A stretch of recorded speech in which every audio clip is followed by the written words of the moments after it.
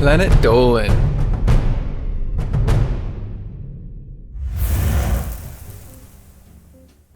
What partnership resulted in 50 cents being donated to breast cancer research for buying buckets of fried chicken? What partnership with a car company brought us a $20,000 set of luggage? From huge conglomerates to ill-fated partnerships, here are 15 business partnerships you probably didn't know about. Hi there! My name is Doopy, and I'm here to tell you some really interesting things that you might not have heard before. Number 15. Here's how difficult it can be to follow conglomerate companies' ownership. Yum Brands was founded as a PepsiCo spin-off company focusing on fast food in 1997. They currently own Taco Bell, Wing Street, Pizza Hut, KFC, and several others, so if you're wondering why those places don't carry Coke products, now you know. But they also used to own Long John Silver's and A&W. But that's A&W the restaurant, not A&W the beverage company with the exact same logo. The beverage company is owned by Kraft. Got all that?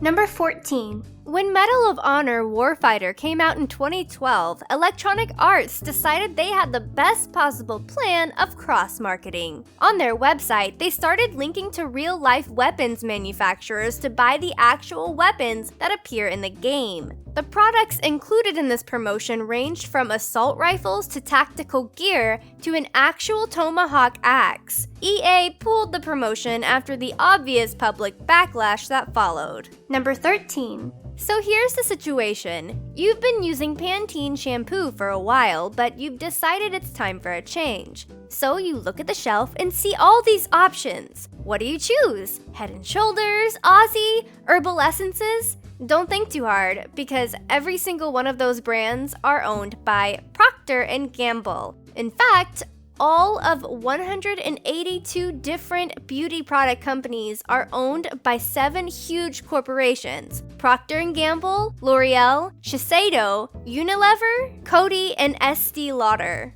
Number 12.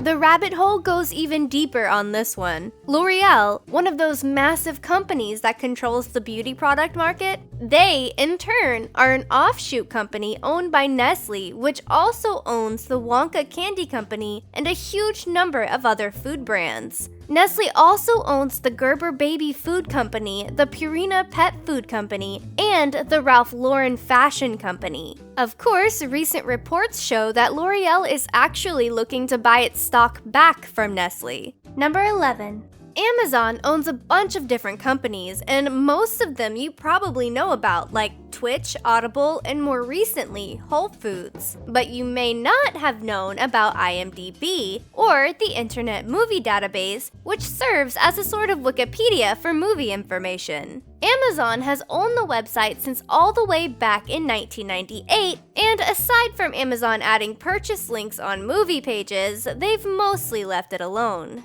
Number 10. Susan G. Komen is an absolutely massive nonprofit, and so it isn't really that unusual to see their pink breast cancer awareness branding in a number of locations. Pink buckets of fried chicken from KFC?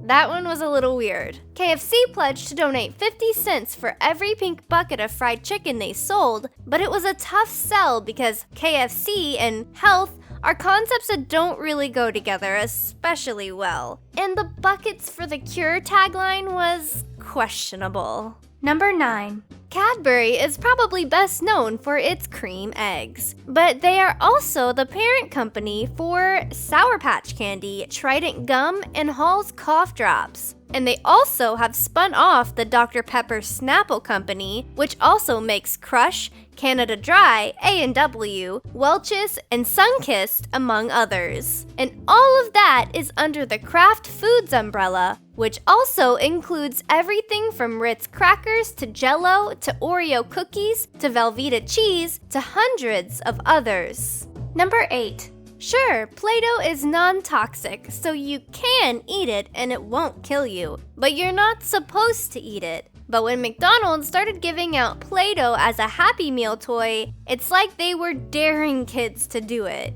And then they started putting out toy sets. Hey kids, use this Play-Doh to make a bunch of burgers and fries, but definitely do not eat it, even though it looks like food. Number 7. When you think of Volkswagen, you probably think of the Beetle, right? That's their claim to fame, but that's not all they do. Not only does Volkswagen have a number of car models, they also own a number of high-end car companies like Audi, Porsche, Bugatti, Lamborghini, and Bentley. Number 6. In 1968, William Darden opened his first Red Lobster restaurant, and just as the chain began to explode in popularity, he sold it and his company to General Mills. Yes, General Mills, like the cereal company. Darden Restaurants was spun off from General Mills in 1995, and it now includes Olive Garden, Longhorn Steakhouse, Yard House, and several others. But as of 2014, Darden no longer owns Red Lobster, its original company. Number 5. Luxottica, as you may know, has a stranglehold on the worldwide eyeglass industry. If you have a pair of glasses, chances are they were made by Luxottica. Turns out that's true even if your glasses are Google Glass. Google has partnered with Luxottica and is working on the next generation of Google Glass. So that probably means Google Glass Ray-Bans are on the way. Number 4.